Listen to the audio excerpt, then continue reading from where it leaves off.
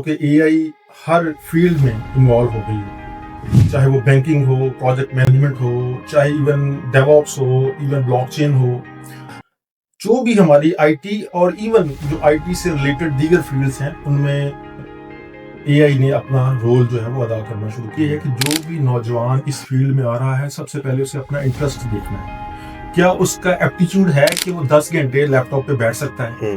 ठीक है, ये बहुत ज़रूरी चीज़ है। एक बंदा उसके अंदर फनकाराना सलाहियतें हैं, तो उसको आईटी में नहीं आना चाहिए। उसकी एक बात ज़हन में रखें, आज के दौर में कामयाब वही होगा जो दौर के तकाज़ों के मुताबिक अपने आप को ढालेगा। बिल्कुल सर साहब, गैप कहाँ है? क्या उस गैप को खत्म करने के लिए हम अपना कितना किरदार अदा कर रहे हैं? ठीक है। हमें मिलके किरदार अदा करना है। चीज़ें चूँकि इवॉल्व हो रही हैं। आज एआई ने चीज़ों को आसान किया है, तो प्रॉब्लम्स भी नई जनरेट की हैं। हाय अस्सलाम वालेकुम, this is Uwais Ahmed Khan, I am the founder and CEO of Zai systems. आज हमें जॉइन किया है चौधरी इज़हार अहमद साहब ने, जिनके बारे में मैं आप लोगों को बताता चलूँ कि ये सीटीओ हैं इस time vital steel technologies LTD के, और 2004 में इन्होंने अपनी जर्नी को स्टार्ट किया था। इन्होंने मास्टर्स किया पंजाब यूनिवर्सिटी से, एमफिल किया प्रोजेक्ट मैनेजमेंट में यूसीपी से। 20 प्लस ईयर्स का इनका एक्सपीरियंस है। आज आप लोगों के लिए हमने इज़हार भाई को इनवाइट किया। इनसे अब हम इनके इनसाइट्स जानेंगे। थैंक यू सो मच इज़हार भाई फॉर जॉइनिंग अस। और इज़हार भाई, सबसे पहले तो आप हमारी ऑडियंस को बताएं, अपने बारे में अपनी सक्सेस स्टोरी बताएं कि आपने किस तरीके से जंप इन किया आईटी सेक्टर में। मल्टीपल ऑप्शंस और भी थी आपके पास तब इंडस्ट्री में, क्योंकि तब तो एक ही कॉन्सेप्ट था, या डॉक्टर बन जाओ या इंजीनियरिंग की तरफ चले जाओ। तो अर्ली एजेस में 2004-5 की बात की जाए तो किस तरीके से कंप्यूटर साइंस की जर्नी को चूज़ किया। और जिस टॉपिक पे आज हम आपसे बात करेंगे वो है डेवऑप्स है, एआई ऑप्स हैं, ठीक है, फ्यूचर ऑफ आईटी ऑटोमेशंस है। इस टॉपिक पे हम आपसे गपशप करेंगे। लेकिन उससे पहले ये है कि आप हमें बताएं कि किस तरीके से डिफरेंट इमर्जिंग टेक्नोलॉजीज़ को अडॉप्ट करते हुए लेके चले। बहुत शुक्रिया अवैस। जैसा आपने बताया, मैंने अपने आईटी करियर को 2004 से स्टार्ट किया, जिस वक़्त के आईटी के बारे में बहुत ज़्यादा नॉलेज में नहीं था। हुँ, अगर मैं आपको बताऊँ तो मुझे इस तरफ मोल्ड करने वाले मेरे एक अंकल थे, Altaf Hussain, may his soul rest in peace. उन्होंने मुझे रेफ़र किया, मैंने पंजाब यूनिवर्सिटी में एडमिशन लिया और उसके बाद मुख्तलिफ़ फ़ील्ड्स में, चाहे वो सॉफ्टवेयर डेवलपमेंट हो, बैंकिंग है, नॉन बैंकिंग, माइक्रो क्रेडिट है, और डिफरेंट फ़ील्ड्स में होते हुए हुँ, पिछले 2 दहाइयों पर मुश्तमिल जो करियर है, इसमें काफ़ी सारे मुश्किल हालात भी आए। 9/11 के बाद चीज़ें डाउन भी गई। आईटी सेक्टर की बहुत बड़ी-बड़ी कंपनियाँ बंद भी हो गईं। राइट। लेकिन उसके बाद फिर दोबारा आईटी ने बूम लिया और चीज़ें उभरी। तो वो एक ज़वाल और अरूज की पूरी ये एक स्टोरी थी, जिसके बाद आईटी ने दोबारा से अपने आप को रिवाइव किया। अब हम समझते हैं कि आईटी जो है वो इसने मुख्तलिफ स्टेजेस से अपने आप को ग्रो करते हुए, मुझे आज आपकी बात से अपने एक टीचर की बात याद आ रही है। हमने 2003 में हमें आर्टिफिशियल इंटेलिजेंस पढ़ाई थी, डॉक्टर पाशा साहब ने।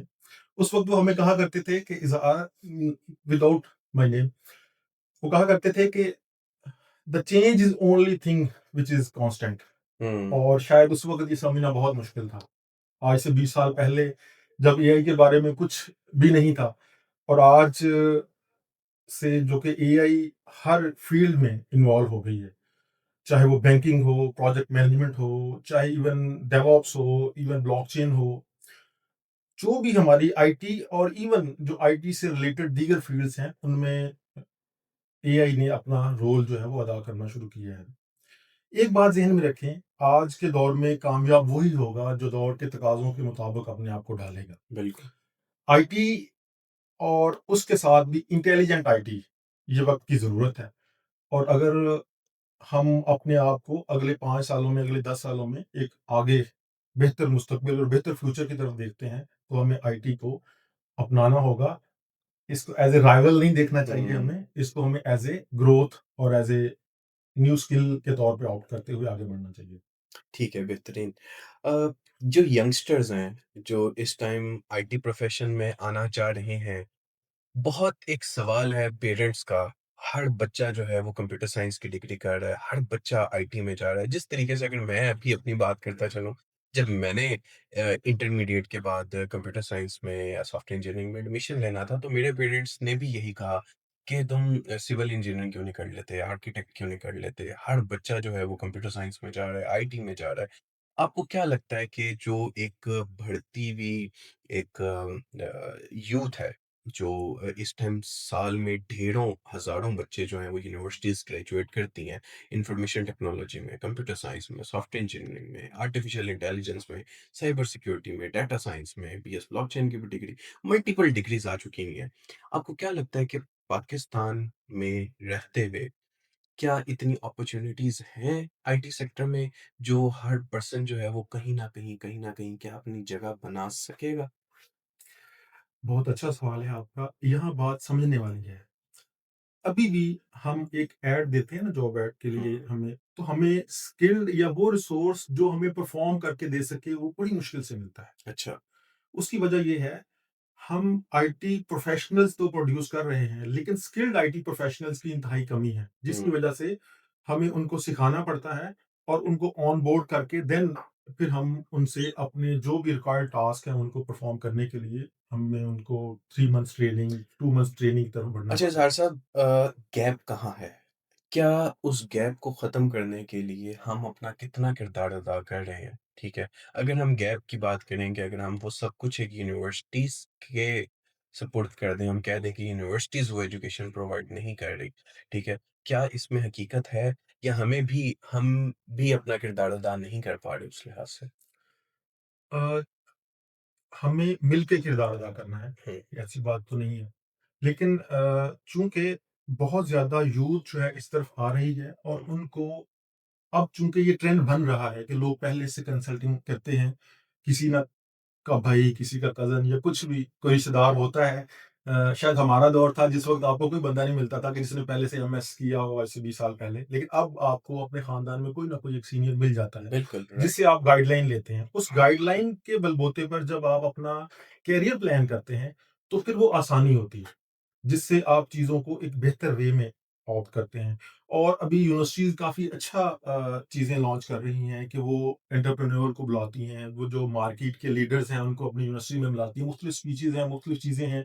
और इवन कुछ यूनिवर्सिटीज़ ने अपना 1 साल जो है वो मार्केट के अंदर भी ताकि स्टूडेंट जो है वो रियल टाइम स्किल्स जो हैं वो गैदर करें, उस तनाज़ुर में भी उन्होंने मुख्तलिफ प्रोग्राम शुरू किए हैं।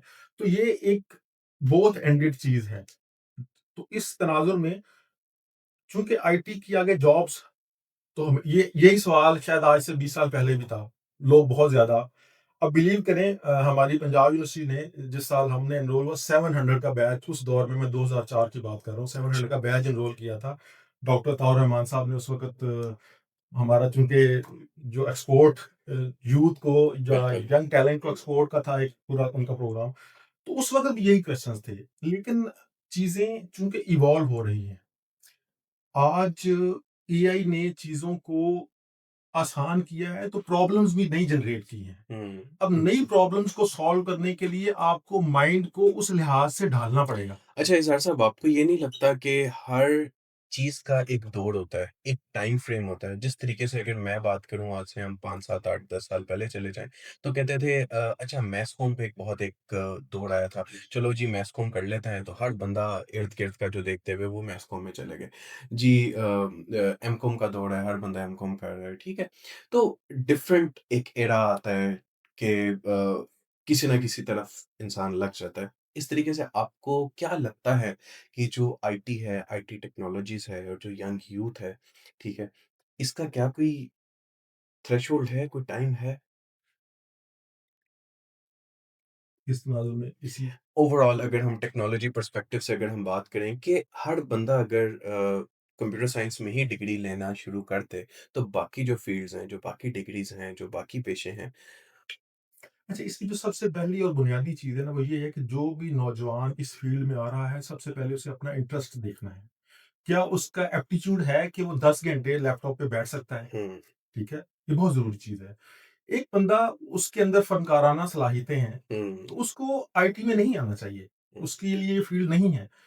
उसको, क्योंकि सबसे पहला और सबसे बड़ा जज मैं अपनी शख्सियत का मैं खुद हूँ। ठीक हुँ, है, हाँ, वालिदैन के कहने पे, भाई के कहने पे, किसी कज़िन के कहने हुँ, पे आप शुरू तो कर लेते हो, लेकिन उसमें जो बेस्ट वो दे सकता है जिसके इनर से, या जिसके अपने अंदर से वो चीज़ हो कि हाँ, मैंने कुछ करना है। मैं इस प्रॉब्लम को इस तरह से सॉल्व कर सकता हूँ। और डेफ़िनेटली चीज़ें जब इंसान सोचता है तो मुख्तलिफ़ दीगर फ़ील्ड्स भी खुलती हैं, तो अपने एप्टीट्यूड के लिहाज से उसको किसी को बेहतरीन, सिलेक्ट बेहतरीन। करना चाहिए। अच्छा, डेवऑप्स और एआई ऑप्स की अगर हम बात करें, तो इसमें आप क्या डिफ़रेंस बताएँगे? तो सबसे पहले तो हमें डेवऑप्स को समझना चाहिए। जब डेवऑप्स आई तो उसने क्या किया? हुँ, तो डेवऑप्स बेसिकली इससे पहले होता ये था कि डेवलपर्स काम करते थे ठीक है, और ऑपरेशंस की टीम उन्हें डिप्लॉय करती थी सर्वर पे। बिल्कुल। एक बड़ा मशहूर मकूला चलता था, it's working on my machine. हुँ, और क्यूए वाला कहता था, यार इट्स नॉट वर्किंग, मेरे पे तो नहीं काम कर रहा। तो एक किस्म लोकली वो की उनके वो, सिस्टम डेवलपर्स पे चल रहा अब हुआ ये कि डेवऑप्स ने आके इस प्रॉब्लम को सबसे पहले रिज़ॉल्व किया, और कंटीन्यूअस इंटीग्रेशन और कंटीन्यूअस डिप्लॉयमेंट की मदद से एक पाइपलाइन होती थी, जो उसके जो भी सॉल्यूशन को, सॉफ्टवेयर को चलने के लिए जितने भी पैकेजेस होते थे, है। उन हुँ, पैकेजेस को वो शिप करके उस सर्वर के ऊपर, साथ ही डॉकर की मदद से या जो भी, बिल्कुल, ताकि वो जिस तरह से डेवलपर की मशीन पे चल रहा है, सर्वर पर भी उसी तरह से चले। सेम, हुँ, और इसको उसने ऑटोमेट किया। ठीक है? ये प्रोसेस ऑटोमेट हुआ। इससे पहले 1 दिन में रिलीज़ देना भी बड़ा मुहाल होता था। With the help of DevOps, दिन में आप जितनी मर्ज़ी रिलीज़ देना चाहें दे सकते हैं। जस्ट आपने, डेवलपर ने अपना कोड पुश किया, जो पाइपलाइन्स हैं वो ऑटोमेटिकली रन होती थी, सर्वर्स पे कोड चला जाता था। हुँ, यहाँ तक डेवऑप्स है, डेवऑप्स ने उस एक बहुत बड़े प्रॉब्लम को सॉल्व किया। सॉल्व किया। तो इसके बाद एआई आई। अब एआई ने क्या किया? एआई ने बेसिकली इस प्रॉब्लम को मज़ीद हल करने में मदद की। एक और प्रॉब्लम पैदा हुई, जब जल्दी से डिप्लॉयमेंट होना शुरू हुई, तो उस इंफ्रास्ट्रक्चर में मुख्तलिफ इश्यूज़ आए। इश्यूज़ आते थे। अब इंफ्रास्ट्रक्चर बनाना आसान है, उसका इश्यू जो है वो डिगअप करना, आपको पता है, बग रिज़ॉल्व करना is the most difficult thing. Most difficult था। अच्छा, उस इश्यू को रिज़ॉल्व करने में और प्रेडिक्शंस में, मसलन ई-कॉमर्स की एक वेबसाइट है। अब उस पे जिस तरह कोई भी 9/11 की सेल लगती है, कोई भी सेल लगती है इसकी, किसी तरह से आगे ब्लैक फ्राइडे या कुछ इस तरह की सेल्स लगती हैं, बिल्कुल। तो वहाँ पे आपकी ट्रैफ़िक बढ़ जाती है। उस बढ़ती हुई ट्रैफ़िक को किस तरह से रिज़ॉल्व किया जाता है, या वहाँ पर रिसोर्सेज़ कौन से चाहिए? फिर मुख्तलिफ़ इश्यूज़ आते हैं, तो उनको ऑटोमैटिकली ट्रबल शूट किस तरह से किया जा सकता है, या ऑटोमैटिकली ट्रबल शूट करें ताकि डेवलपर्स को या डाउन टाइम कम से कम बनाया जा सके। तो एआई ऑप्स ने, with the help of DevOps, इनकी कोलैबोरेशन से ये चीज़ अमल में आई कि जो वो इश्यूज़ को भी खुद से डायग्नोज़ करती है हुँ, और उन इश्यूज़ को रिज़ॉल्व भी करती है। तो बेसिकली वो ऑटोमेशन जो डेवऑप्स ने पहले क्रिएट की थी, एआई की मदद से उसको इंटेलिजेंट ऑटोमेशन की तरफ ढाला गया, ताकि चीज़ें, अगर कोई इश्यू आता है तो उसको खुद से रिज़ॉल्व कर सके या उसमें हेल्प कर सके। अच्छा, एआई ऑप्स में अगर हम बात करें, इसमें डाटा की एक बहुत इम्पोर्टेंस है, जी। क्योंकि डाटा जब तक नहीं होगा, आप उस लिहाज से उस पे प्ले नहीं कर सकते। तो आपको क्या लगता है कि जो हमारी डिफरेंट कंपनीज़ हैं, इंटरनेशनल कंपनीज़ हैं, जो वर्किंग कर रही हैं, क्या वो अपना आसानी से रियल डाटा प्रोवाइड कर देती हैं? अच्छा, डेफ़िनेट जब हम एआई ऑप्स को डेवऑप्स के तनाज़ुर में बात करते हैं, तो वहाँ पर हम अपने लॉग्स जनरेट करते हैं। हुँ, वो लॉग्स जो हैं, वो चूँकि उन्हीं के सिस्टम्स के अंदर होते हैं, इसलिए वो उनको डाटा उन एआई मॉडल्स को देने में उनको कोई मसला और परेशानी नहीं होती। ठीक है। तो वो उन लॉग्स को जनरेट करता है। आपने बिल्कुल बड़ी अच्छी बात की कि हुँ, जितनी अच्छा हुँ, आपने सॉल्यूशन देना है, तो उसके लिए अगर लॉग मौजूद होंगे, डाटा मौजूद होगा, तो डाटा की बेस पे जो है वो सारा चीज़ें, बिल्कुल, ऐसे तो नहीं कहा जा रहा कि data is the new gold, उसकी कोई वजह है ना। एग्ज़ैक्टली। हर एआई मॉडल को सही आंसर और सही प्रेडिक्शन करने के लिए डाटा की ज़रूरत है। हुँ, डाटा डाटा जितना एक्यूरेट होगा, जितना डिटेल्ड होगा, उतना ही वो अच्छा रिज़ल्ट प्रोवाइड करेगा और हुँ। उतनी ही अच्छी चीज़ें बनेंगी। बेहतरीन, बेहतरीन। अच्छा, इसमें आप मुझे ये बताएँ कि आपकी जो अब तक आपकी जो 20 इयर्स की जर्नी है, डिफरेंट टेक्नोलॉजीज़ आई, जैसे डेवऑप्स आए, एआई आए, ब्लॉकचेन आई, डिफरेंट टेक्नोलॉजीज़, इमर्जिंग टेक्नोलॉजीज़ आती रहती हैं। जैसे एक टाइम पे लारावेल पे वेबसाइट का बहुत एक दौर था। उसके बाद जो है मर्ज स्टैक आ गई, पाइथन आ गई और अ, जो जेंगो है उसका दौर आ गया। आपको क्या लगता है कि 2030 तक का जो आपका टेन्योर है, 2030 में क्या बच्चों को जो हमारी यंग यूथ है, जो हमारी जेन ज़ीज़ है, जो इस टाइम यूनिवर्सिटीज़ में पढ़ रही हैं, उनको किन टेक्नोलॉजीज़ को अडॉप्ट करना चाहिए? नहीं, बड़ी अच्छी चीज़ याद करवाई। 2001 में डॉट नेट लॉन्च हुई थी। बिल्कुल, 2004 में हमने 3 में उस पे काम करना शुरू किया और 2008-9 में कहना शुरू हो गई दुनिया के डॉट नेट इज़ डाइंग। बिल्कुल, लेकिन आज 20 साल बाद भी dot net is still there. Still there, Java वो भी मौजूद है। हाँ, बिल्कुल। अब चीज़ें बदल रही हैं। मर्ज आई, एंगुलर आई या दीगर चीज़ें आई, लेकिन उनका लाइफ स्पैन उतना नहीं रहा जितना डॉट नेट का रहा। राइट। ठीक। अभी चूँकि डेटा साइंसेज़ का दौर है, डेटा और मशीन लर्निंग का दौर है और मशीन लर्निंग के अंदर पाइथन एक हुँ, बहुत अच्छा लैंग्वेज मॉडल है। बिल्कुल। अब तो जितने भी सोर्सेज़ हैं, उनको जो सबसे पहली और बुनियादी एडवाइस है कि वो अपनी सी प्लस प्लस की जो स्किल्स हैं ना, जो बेसिक प्रोग्रामिंग स्किल्स हैं, सबसे पहले उसको बनाएँ। हुँ, चाहे वो पाइथन की मदद से बना लें, जो बेसिक प्रोग्रामिंग स्किल्स है वहाँ से। जिसकी बेसिक स्किल्स मजबूत होंगी, तो वो किसी भी लैंग्वेज पे जंप कोई कर भी सकते लैंग्वेज आ जाए, नो इश्यू। हैं। अच्छा, तो बेहतरीन। इससे ये होगा कि उनको पाइथन सीखने में भी कोई इश्यू नहीं होगा। कल को उन्हें नोड सीखना पड़े या कल को नोड की कोई और वर्जन आ जाता है, नो इश्यू। लारावेल ने बड़े दौर तक राज किया, हुँ, लेकिन लारावेल के भी अगले वर्जन आएँगे और हो सकता है अगले 5 सालों में वैसे ही जो जूनियर लेवल डेवलपर्स जो हैं, उनकी ज़रूरत ही ना रहे। उसकी जगह पे एआई बॉट्स जो हैं, वो हमें बेहतरीन। प्ले करते हुए नज़र आएँ। लेकिन उनके ऊपर भी तो इंसान मौजूद होंगे ना, जो सीनियर डेवलपर्स हैं, सीनियर सॉफ्टवेयर इंजीनियर्स हैं, उन्होंने प्ले करना है। तो उन्होंने कैसे प्ले करना है? वो जो बेसिक कॉन्सेप्ट जितने मज़बूत होंगे, उसकी बेस पे वो चीज़ें आगे जो है वो चलती जाएँगी। अच्छा, हर जगह, हर सीट पे एक टाइटल की बहुत दौड़ होती है, ठीक है? आप as associate software engineer hire हुए हो, तो आपके अंदर एक ये दौड़ लगी रहती है कि मैं सॉफ्टवेयर इंजीनियर कब जंप करूँगा या मैं as a senior software engineer, principal software engineer, मतलब कि टाइटल की जो दौड़ है, हर लिहाज से हर जगह यही चल रही है। आप के जो टेन्योर आपका इतना एक्सपीरियंस है, उसमें आप क्या कहना चाहेंगे जो कॉमन प्रैक्टिस है ऑर्गेनाइजेशंस में टाइटल स्विचिंग की और आपकी प्रमोशंस की, इसका क्या क्राइटेरिया है?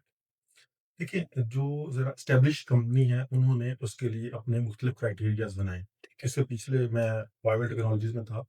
वहाँ पे रहते हुए हमने मुख्तलिफ पॉलिसीज़ बनाई कि किस टेन्योर से लेके किस टेन्योर तक आप सॉफ्टवेयर इंजीनियर बनेंगे, उसके बाद कब आप सीनियर सॉफ्टवेयर इंजीनियर प्रमोट होंगे। फिर उनके केपीआईज़ डिफाइन किए जाते हुँ, हैं, वो हमने डिफाइन किए। उन केपीआईज़ की मदद से फ़ायदा ये होता है कि कोई बंदा ये नहीं कह सकता कि मेरे साथ ज़्यादती हुई है, हुँ, ठीक है? जब आप सिर्फ़ विश लिस्ट पे या मैनेजर की रिकमेंडेशन पे चीज़ें छोड़ते हैं, तो फिर प्रॉब्लम्स जनरेट होते हैं।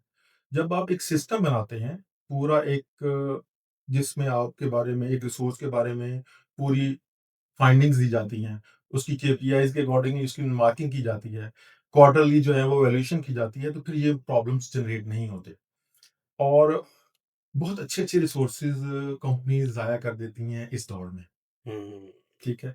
वजह ये होती है कि बाज़ औक़ात वो समझ रहा होता है कि मैं अच्छा परफ़ॉर्म कर रहा हूँ, जबकि उसका दूसरा रिसोर्स जो है वो उससे ज़्यादा बेहतर परफ़ॉर्म कर रहा होता है। तो इस चक्कर में अगर दोनों को प्रमोशन मिल जाए देन फाइन, अदरवाइज़ क्या होता है कि वो एक को अगर आपने प्रमोट किया तो दूसरा जो है वो प्रॉब्लम्स क्रिएट होती हैं, जिनको कि रिज़ॉल्व भी किया जाता है।